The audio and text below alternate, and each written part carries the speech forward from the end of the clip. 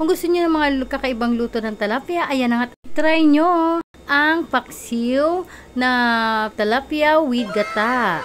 Kaya kumare, ano pang iniintay mo? Ayan na, at mamalingki ka na at patikmin mo si Mr. ng kakaibang luto ng tilapia para hindi naman lagi yung isang putahe lang ang natitikman ni Mr. Kaya wag laging frito, ay try mo yan. Siguradong hindi na maliligaw na landa si Mr. Ano naman kumare, naririnig na tayo sa ganyan. Ulam lang pinag-uusapan natin, no? Hindi kung ano-ano. Ayan na nga, at maluwampong lutuin lang yan. Maghanda lang ng gata. At ang una ay sibuyas bawang, syempre hindi mawawala. Igisa lang sa sibuyas at bawang, tapos ilagay si isda, lagyan ng suka, pag naiga, lagyan ng kaunting tubig, at ilagay na si kakang gata.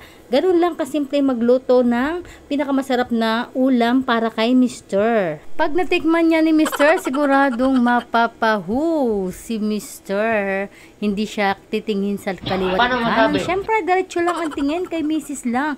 Kung ayaw mong majumbag, ayun lang. O, diba mga kumare, simpleng ulam, hindi maliligaw ng landas. Bye mga kumare, bukas ulit.